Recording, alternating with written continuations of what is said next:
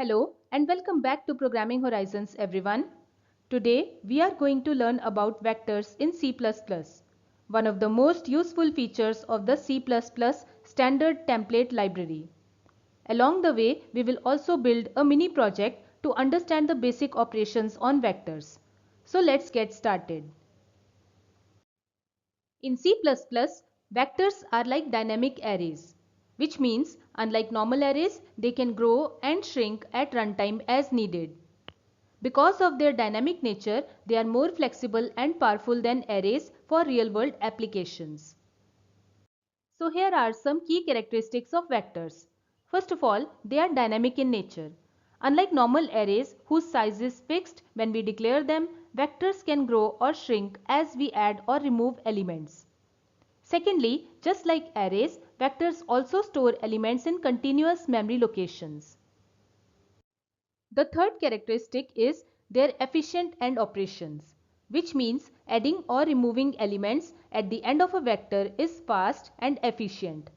And finally, just like an array, we can directly access any element using its index in a vector also. As a mini project, here I am creating a simple program that stores student marks in a vector and then calculates their average. Along the way, we will also study some useful operations on vectors. So first of all, to use a vector, we must include the vector header at the top.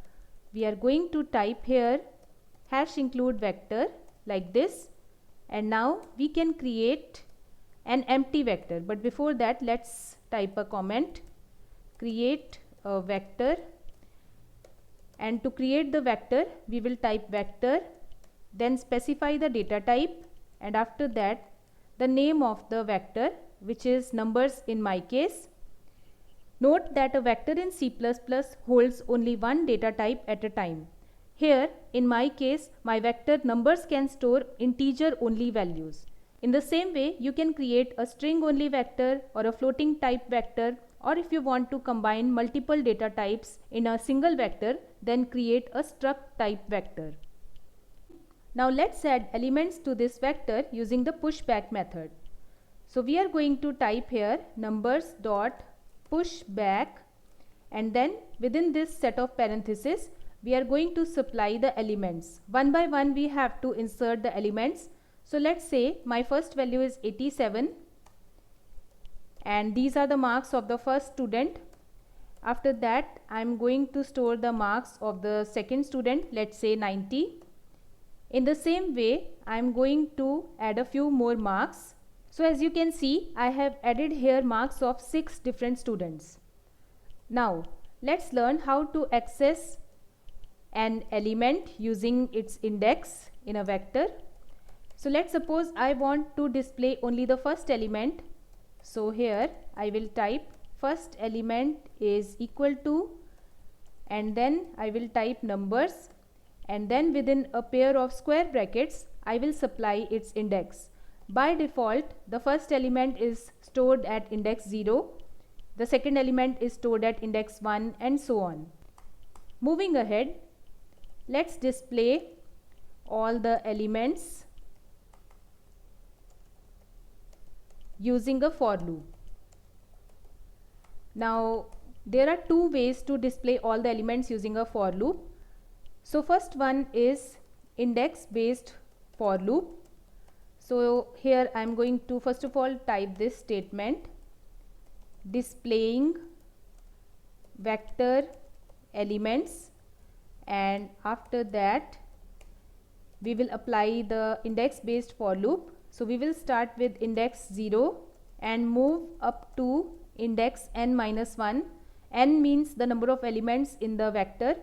So in this case, to get the last index, we will use numbers dot size, which will give us the total number of elements in the vector. So we are moving from 0 up to 1 less than the size of the vector. So if we have 6 elements, we are moving from 0 to 5, and then I plus plus.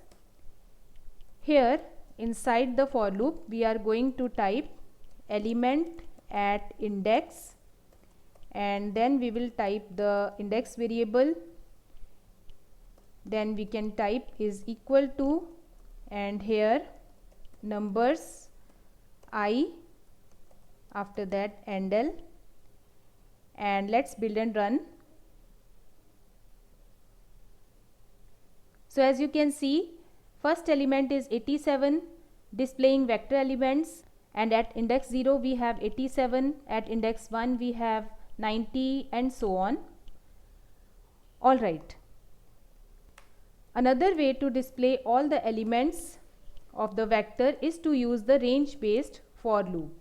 So in this case, again we will display all the elements of the vector, and here I am going to type for int numbers. So I am creating a special integer num which will be used to traverse all the elements of the vector, and then we will be typing here num, after that endl, and let's build and run again. So on the screen we have all the elements displayed, but this time without index values. So that is the difference between an index based for loop and a range based for loop. Okay everyone, I am going to put this inside comments. So edit and comment. Alright, now let's move ahead and find the average. Calculate the average of all the elements here. For this purpose, I have to first calculate the sum of all the elements, and here I will use the range based for loop only. I will be traversing through the vector, getting each element one by one and adding it to the sum value. So first time sum will be equal to 0, and we will add the first element, which is 87. So 0 plus 87 will give us 87, and that becomes the new value of sum. The second time we run the loop and we are at the second element, so this time sum value will be 87 and the new elements value will be added here. So we get an updated sum value, and then we will move one step forward, get the value of the third element and add this third element's value to the updated sum, and keep on repeating the loop until the traversal is complete and we have got the final total sum of all the elements of the vector. After this, to calculate the average, we are going to declare this floating type average variable, and then since our sum is an integer type value, we need to convert it into a floating point type value, and then we will divide it with the total number of elements of the vector. So float sum divided by numbers dot size. This will give us the average, which we can display here as average of all the elements is equal to, and then we can display average and then endl. Let's build and run. So on the screen we have all the elements and then their average is displayed as well. So this time we have got an integer type value. Let me change one value in the vector elements to show you how it is working. So let's say instead of 96 we have 95, and let's again build and run. Yes, so this time we have got a floating point type value on the screen. Alright. So guys, now that we have calculated the average also, let's learn about how to remove the last element of the vector using pop back method. I am going to type numbers dot pop back, and this line will remove the last element of the vector. And if you want to check the remaining elements, then just copy paste this for loop here, and now you will notice after removing the last element we will get this So here, after removing the last element 95, we are left with only 5 elements in the vector. Now let me also show you how to use a while loop with a vector. Let's suppose that using a while loop, we are going to remove all the elements from the vector. So I'll type a comment here, removing all elements using a while loop. We will display a message here, /n, removing all the elements from the vector.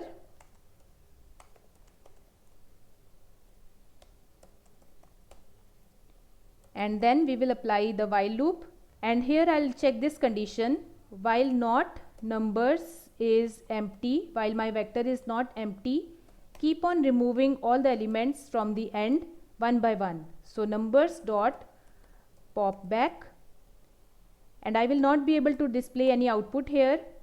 So to check the output, we will check the condition first. If numbers dot empty, if my vector becomes empty, then I will get this message, /n, vector is empty, nothing to display. And after that we will type here end line. Let's now build and run.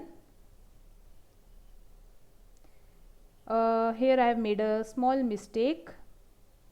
Okay, I forgot the parenthesis. Let's build and run. So guys, on the screen we have,